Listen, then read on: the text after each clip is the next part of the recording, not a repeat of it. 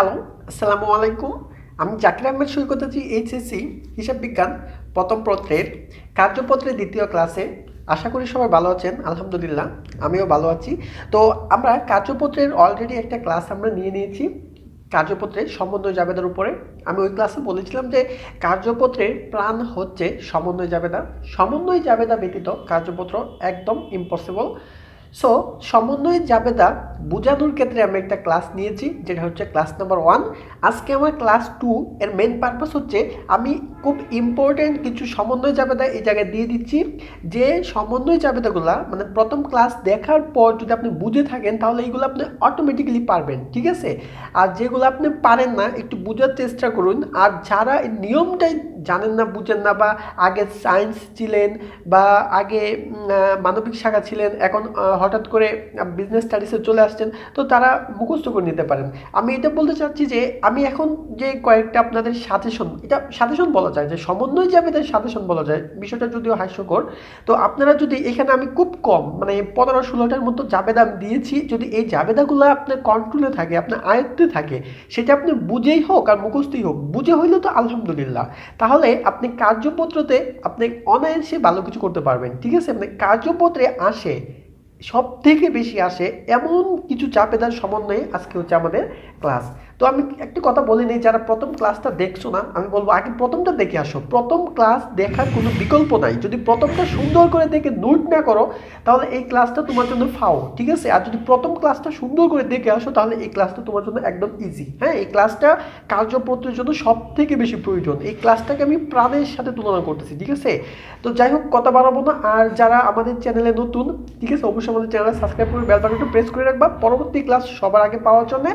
আর যদি যদি আমার কাছ থেকে সরাসরি কোনো হেল্পের প্রয়োজন হয়, কোনো একটা জিনিস বুঝতেছো না, হ্যাঁ, তো আমাদের ফেসবুক গ্রুপ আছে এই অ্যাকাউন্টিং হেল্পলাইন নিয়ে, অথবা ডেসক্রিপশন বক্সে আমার ফেসবুক আইডির লিঙ্ক দিয়ে দিব। আমি ফেসবুক গ্রুপের লিঙ্কও দিয়ে দিব, ফেসবুক আইডির লিঙ্কও দিয়ে দিব, ঠিক আছে? যারা নতুন তারা আমাকে ইনবক্স করতে পারো, আদারওয়াইজ আমাদের ওই গ্রুপে জয়েন হয়ে যে কোনো সমস্যা হেল্প চাইতে পারো। আমি ইনশাল্লাহ চেষ্টা করবো যে কোনো সমস্যার সমাধান দেওয়ার জন্য, ঠিক আছে? তো আজকের ক্লাসটা আমরা এখান থেকে শুরু করি। তো এই জায়গায় প্রথমেই হেডিং দেওয়া আছে যে কার্যপত্র ক্লাস হচ্ছে ক্লাস নাম্বার হচ্ছে 2, তারপর হচ্ছে সমন্বয় জাবেদা। হ্যাঁ, প্রথমে কি জাবেদা আমি পড়তেছি যে প্রাপ্য হিসাবের উপর অনাদায়ী পাওনা সঞ্চিতি রাখতে হবে। আমি এই জিনিসগুলো কিন্তু ক্লাস নাম্বার 1-এ বুঝাইছি, ঠিক আছে? আমি জাস্ট আজকে কিছু বুঝাবো না, আমি জাস্ট পড়ে যাচ্ছি। আপনারা যেভাবে যদি কোনো স্পেলিং মিস্টেক হয় আপনারা যেভাবে ধরতে পারেন যে প্রাপ্য হিসাবের উপর অনাদায়ী পাওনা সঞ্চিতি রাখতে হবে, ঠিক আছে? এখানে আমি টাকার পরিমাণ দিই নাই, যে কোনো ধরনের টাকার পরিমাণ দেওয়া থাকতে পারে। বলছে যে দেনাদারের উপর অনাদায়ী পাওনা সঞ্চিতি রাখতে হবে। তো এটার জাবেদা হবে যে অনাদায়ী পাওনা হিসাব ডেবিট, অনাদায়ী পাওনা সঞ্চিতি হিসাব ক্রেডিট। একটু ভালো করে নিয়ে নেন যে অনাদায়ী পাওনা হিসাব ডেবিট, অনাদায়ী পাওনা সঞ্চিতি হিসাব ক্রেডিট। তো এখানে আমি আরেকটি কথা বলে নিচ্ছি, আমার বাসায় কিন্তু কোনো বই নাই, ঠিক আছে? তো আমি এগুলা যদি মিস্টেক কোনো বশত হয়ে যায়, ঠিক আছে, আমার থেকে আমি কাজগুলো করলাম, তাহলে অবশ্যই কমা দৃষ্টিতে দেখবেন এবং কমেন্ট বক্সে এই মিস্টেকটা শুধরাই দেবেন, যেভাবে অন্যজনে শুধরাই নিতে পারে। কেমন? কারণ ভুল মানুষেরই হয়, আমার হইতে পারে, তাই আমি আগে থেকে আমার নিজের ভুলটা স্বীকার করে নিলাম। তারপর 2 নম্বর হচ্ছে যে বিলম্বিত বিজ্ঞাপন, ঠিক আছে? বিলম্বিত বিজ্ঞাপন জিনিসটা হচ্ছে সম্পদ, যদিও আমি এর আগের ক্লাসে সম্পূর্ণ ব্যাখ্যা দিচ্ছি, আমি এখন ব্যাখ্যা দিতে চাচ্ছি না। এই বিলম্বিত বিজ্ঞাপনে যাবে তা হচ্ছে বিলম্বিত বিজ্ঞাপন হিসাব ডেবিট, বিজ্ঞাপন খরচ হিসাব ক্রেডিট। আবার যদি এরকম হয় যে বিলম্বিত বিজ্ঞাপনের মেয়াদ উত্তীর্ণ হয়ে যায় তাহলে চাপেটা কিন্তু উল্টে যাবে, মনে থাকবে? যদি বিলম্বিত বিজ্ঞাপনের মেয়াদ উত্তীর্ণ হয়ে যায় চাপেটা উল্টে যাবে, তখন হবে বিজ্ঞাপন খরচ হিসাব ডেবিট, বিলম্বিত বিজ্ঞাপন হিসাব ক্রেডিট, ঠিক আছে? আমি এটা আবার বলতেছি, বিলম্বিত বিজ্ঞাপন এটা জাবেদা হচ্ছে বিলম্বিত বিজ্ঞাপন হিসাব ডেবিট, বিজ্ঞাপন খরচ হিসাব ক্রেডিট। আর যদি বিলম্বিত বিজ্ঞাপনের মেয়াদ উত্তীর্ণ হয়ে যায়, বিলম্বিত বিজ্ঞাপনটা হচ্ছে সম্পদ, যদি বিজ্ঞাপন পরের বছরের জন্য রাখা হয় তাহলে সেটা হবে বিলম্বিত বিজ্ঞাপন, ঠিক আছে? তো এটা যদি খরচ হয়ে যায় তখন খরচের জাবেদা হবে। খরচের জাবেদা মানে হচ্ছে জাস্ট এটা উল্টে যাবে, বিজ্ঞাপন খরচ চলে যাবে ডেবিটে আর বিলম্বিত বিজ্ঞাপন আসবে ক্রেডিটে। আমি এখানে একটা কথা বলে নিই, এই জাবেদাটা হচ্ছে বিলম্বিত বিজ্ঞাপনের, এই জাবেদা হচ্ছে সম্পদের জাবেদা। এখন যদি আমি খরচের জাবেদা বলি তাহলে খরচ ডেবিট, বিলম্বিত বিজ্ঞাপন ক্রেডিট। আর যদি সম্পদের জাবেদা বলি তাহলে এটা বিলম্বিত বিজ্ঞাপন হিসাব ডেবিট, বিজ্ঞাপন খরচ হিসাব ক্রেডিট। তারপরে হচ্ছে আগুনে বিনষ্ট পণ্য। আগুনে বিনষ্ট পণ্য, যদি আগুনে বিনষ্ট পণ্য হয় তাহলে বিবিধ গতি হিসাব ডেবিট, ক্রয় হিসাব ক্রেডিট। আবার যদি আগুনে বিনষ্ট পণ্য না দিয়ে কোনো টাকা দিত তাহলে হয়তো কি বিবিধ গতি হিসাব ডেবিট, নগদান হিসাব ক্রেডিট, রাইট। তারপরে হচ্ছে ব্যক্তিগত প্রয়োজনে ক্রয় মূল্যে পণ্য উত্তোলন, যদি ব্যক্তিগত প্রয়োজনে উত্তোলন করে তাহলে উত্তোলন হিসাব ডেবিট, যেহেতু ক্রয় মূল্যে তুলছে ক্রয় হিসাব কি ক্রেডিট, মানে ক্রয় মূল্য তুলছে দেখে ক্রয় হিসাব ক্রেডিট এরকম না, মানে প্রতিষ্ঠান থেকে পণ্য তুলে নিয়ে নিছে, তার মানে প্রতিষ্ঠানের পণ্য কি কমে গেছে, তাই কি ক্রয় হিসাব কি ক্রেডিট। তারপর সমাপনী মজুত পণ্য, সমাপনী মজুত পণ্য যাবে না হচ্ছে সমাপনী মজুত পণ্য হিসাব ডেবিট, ক্রয় হিসাব ক্রেডিট, অথবা এটাই বেটার, সমাপনী মজুত পণ্য হিসাব ডেবিট, ক্রয় হিসাব ক্রেডিট, বা অনেকে এই জায়গায় বিক্রিত পণ্যের ব্যয় হিসাব ক্রেডিট দেয়, হ্যাঁ একই জিনিস। তারপর হচ্ছে বিনামূল্যে পণ্য বিতরণ, বিনামূল্যে বিতরণ মানে হচ্ছে বিজ্ঞাপন, ঠিক আছে। তা এই ক্ষেত্রে যাবে হবে যে বিজ্ঞাপন হিসাব ডেবিট, যেহেতু পণ্য বিতরণ করে দিছি প্রতিষ্ঠানের পণ্য কমে যাবে তাহলে ক্রয় হিসাব ক্রেডিট। আমরা জানি যে পণ্য নামে হিসাব হয় না, পণ্যের পরিবর্তে হিসাব লিখতে হয় কি ক্রয়। আমরা যদি এইচএসসিতে পড়ি, এইচএসসিতে পড়ি এগুলোর প্রতি আমরা এডাল্ট, ঠিক না। আমি খুব ফাস্ট বলে যাচ্ছি, আপনারা খাতায় নোট করে নেবেন, বুঝলে মাশাআল্লাহ, না বুঝতে মুখস্থ হইলেও রাখবেন। নেক্সট আপনাদের কার্যপত্রের ক্লাস আসতেছে, ওই ক্লাসে মাস্ট বি আমাদের এই জার্নালগুলো লাগবেই। তারপরে অনুপার্জিত সেবায়, খুব ইম্পর্টেন্ট, অনুপার্জিত সেবায়, সেবাটা হচ্ছে আমাদের একটা আয়, যেহেতু আয় বলাই আছে, আর অনুপার্জিত মানে হচ্ছে অগ্রিম, ঠিক আছে। অনুপার্জিত কথার মানে হচ্ছে অগ্রিম, মানে অগ্রিম সেবা আয়, মানে হচ্ছে কি আমি একজনের কাছ থেকে টাকা নেওয়া হয়ে গেছে কিন্তু সেবা দেওয়া হয় নাই, মানে এটা হচ্ছে মূলত বোঝায় যে অগ্রিম, ঠিক আছে। তো এটা যাবে হবে যে সেবা আয় ডেবিট, অনুপার্জিত সেবা আয় ক্রেডিট।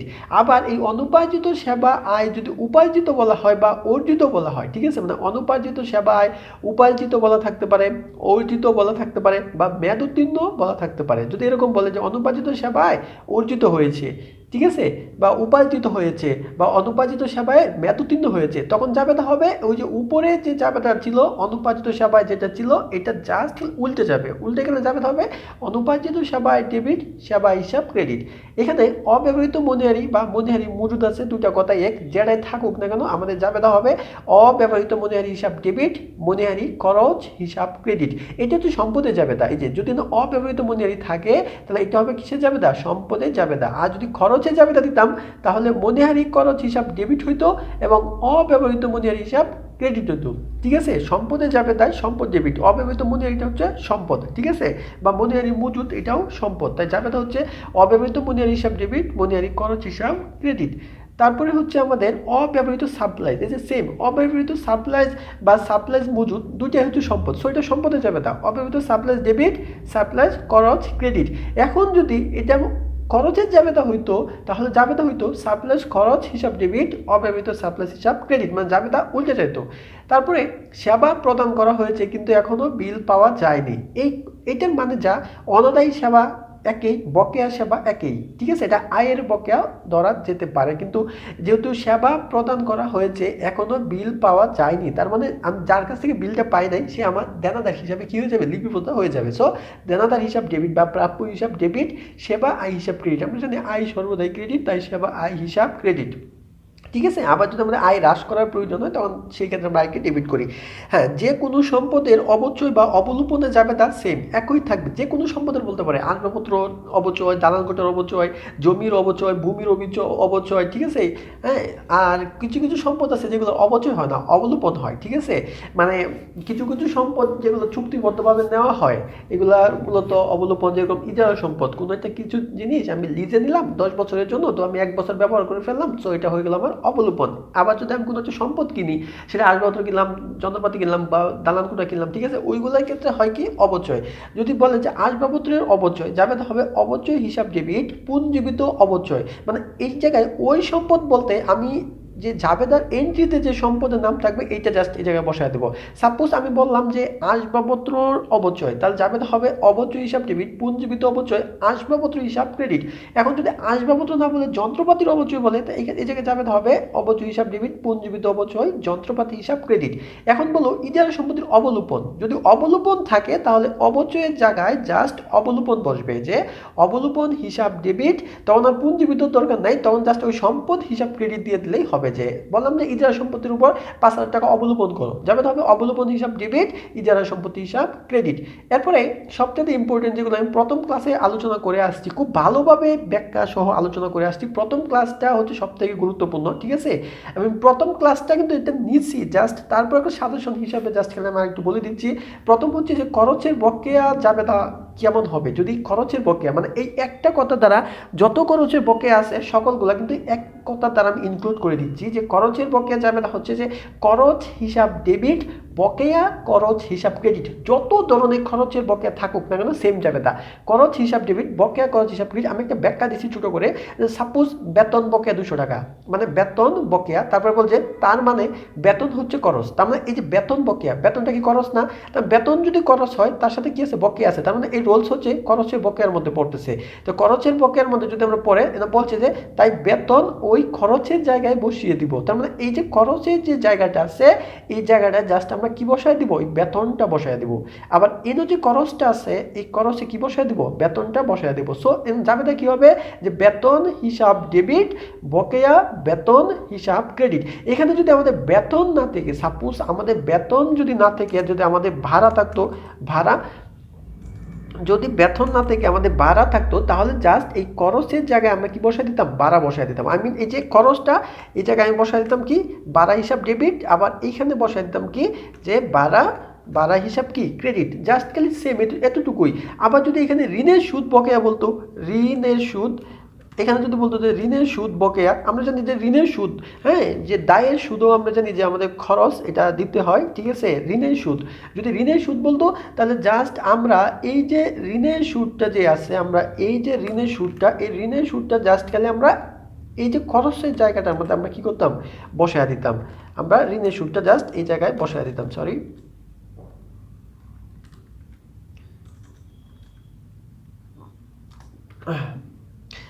যাই হোক আমার এই ইয়ারটা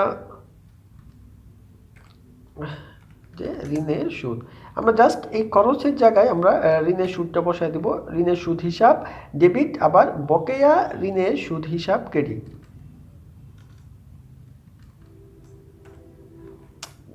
আমার এই যে ইয়ারটা মেবি হয়ে গেছে, এই যে আমাদের টাইপের ফন্টটা মেবি চেঞ্জ হয়ে গেছে, তাই এরকম হচ্ছে। মানে এই সেম জিনিসটা এই জায়গায় হবে যে ঋণের সুদ হিসাব ডেবিট, বকেয়া ঋণের সুদ হিসাব ক্রেডিট, ঠিক আছে?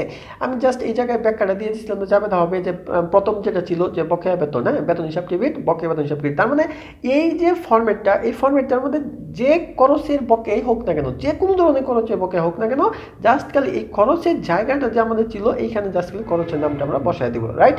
হ্যাঁ, তারপরে এইখানে বলা হয়েছে যে আয়ের বকেয়া জাবেদা হচ্ছে বকেয়া আয় ডেবিট, আয় হিসাব ক্রেডিট। তার মানে যত আয়ের বকেয়া থাকবে জাস্ট করে আমরা আয়ের জায়গাত ওই নামটা বসায় দিব, ঠিক আছে? যত আয়ের বকেয়া থাকবে আমরা আয়ের জায়গাত ওই নামটা বসায় দিব। সাপোজ আমাদের যদি এরকম থাকে যে বিনিয়োগের সুদ বকেয়া, বিনিয়োগের সুদ বকেয়া, সাপোজ আমাদের এই কথা বললো যে আমরা জানি যে বিনিয়োগের সুদটা হচ্ছে আমাদের আয়, রাইট? তো বিনিয়োগের সুদ যদি আমাদের বকেয়া থাকে তাহলে আমরা এটা জাবেদা দিব কি যে বকেয়া, কি ব্যাপার,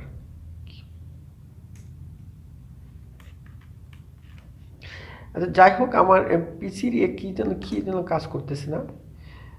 তার মানে আমরা এই জায়গায় জাস্ট এই বকের জায়গাতে আমরা জাস্ট খালি বসায় দিব যে ওই যে বিনিয়োগের সুদ, ঠিক আছে? তাহলে সরি বকের জায়গা না, আয়ের জায়গা, তাহলে জাবেদা হবে যে বকেয়া বিনিয়োগের সুদ ডেবিট, আয় হিসাব ক্রেডিট, মানে হচ্ছে বিনিয়োগের সুদ হিসাব হচ্ছে ক্রেডিট। আমি কি বুঝতে পারছি? আমার একটু টাইপিং একটু প্রবলেম হচ্ছে। আয়ের বকেয়া কি লিখছিলাম যে বিনিয়োগের সুদ বকেয়া, হ্যাঁ, তার মানে বলছিলাম যে বিনিয়োগের সুদটা হচ্ছে আমাদের আয়, জাস্ট আমরা এই যে আয়টা আছে এই আয়টা এই জায়গায় বসায় দিব, ঠিক আছে? যে বিনিয়োগের সুদ, হ্যাঁ, বকেয়া বিনিয়োগের সুদ ডেবিট, বিনিয়োগের সুদ হিসাব ক্রেডিট, মানে এর যে আয়ের নামটা থাকবে জাস্ট খালি এই আয়ের জায়গায় বসায় দিব। আর আমাদের এটা হচ্ছে একটা ফরম্যাট, এই ফরম্যাটটা সেম থাকবে, ঠিক আছে? এই ফরম্যাটটা সেম থাকবে, যত আয়ের বকেয়া আছে সব আমরা এই ফরম্যাট দ্বারা করতে পারবো, ঠিক সেম।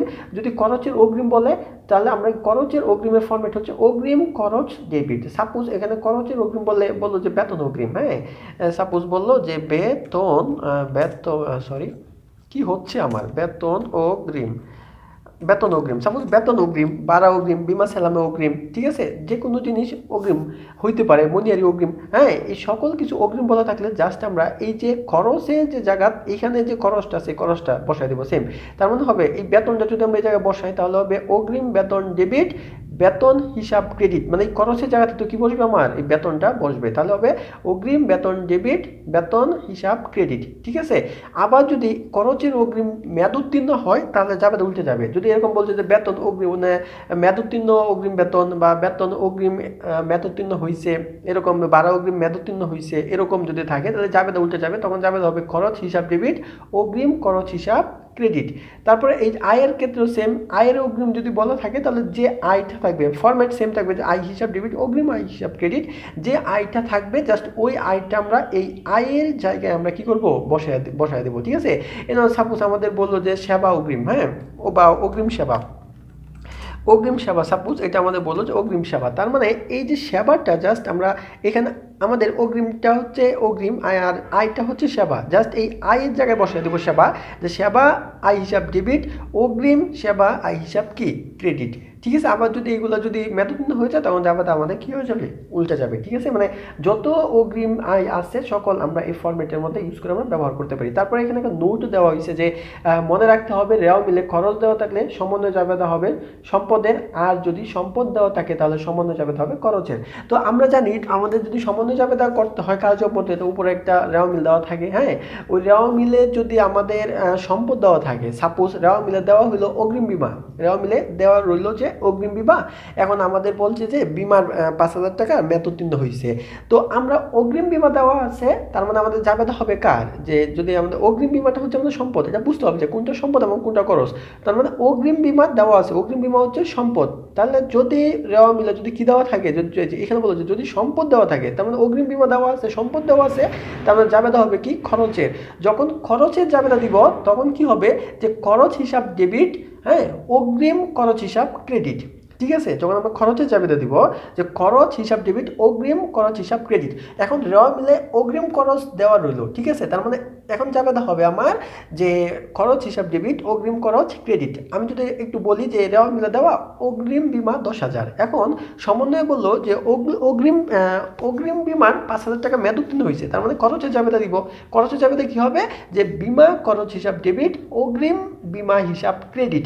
এখন যদি এই জিনিসটা আমাদের এরকম থাকতো যে রেওয়া মিলে দেওয়া আছে কি খরচের পরিমাণ দেওয়া আছে, বিমা দেওয়া আছে 10,000, বিমা দেওয়া আছে কি আমাদের রেওয়া মিলে দেওয়া আছে বিমা 10,000, এখন এইখানে বলছে যে বিমা 10,000-এর মধ্যে বলা হয়েছে যে 2,000 টাকা হচ্ছে অগ্রিম বিমা, বলা হয়েছে 2,000 টাকা অগ্রিম বিমা, তখন যাবে হবে আমাদের খরচে, ঠিক আছে, তখন যাবে হয়ে যাবে কি সরি এটা কি বলছে, হ্যাঁ, রেওয়া মিলে যদি খরচ যদি দেওয়া থাকে, রেওয়া মিলে খরচ যদি দেওয়া থাকে তখন যাবে হয়ে যাবে আমাদের সম্পদের, সরি আমি একটু বলছি, যদি রেওয়া মিলে খরচ দেওয়া থাকে, হ্যাঁ, আমি যেহেতু এটা বিস্তারিত যেহেতু আমি এই জায়গায় লিখি নাই আমার পেজ লাগতে পারে, আমি জাস্ট বলে নিচ্ছি, যারা ব্রিলিয়েন্ট স্টুডেন্ট বা আগে থেকে অ্যাকাউন্টিং পড়ছো অ্যাকাউন্টিং বুঝো ঝাবেদাতে এক্সপার্ট, তারা কিন্তু কথাগুলো বুঝবা, আমরা হয়তো বোঝা অনেকটা কষ্টকর হয়ে যাবে, ঠিক আছে, যেহেতু এটা প্র্যাকটিক্যাল না, হ্যাঁ, অ্যাকাউন্টিংটা প্র্যাকটিক্যাল ব্যতীত বোঝানোটা অনেকটা কঠিন, মানে আমি এটা বলতেছি যদি আমাদের খরচ দেওয়া থাকে, ধরো সাপোজ রেওয়া মিলে দেওয়া রইল বিমার, সাপোজ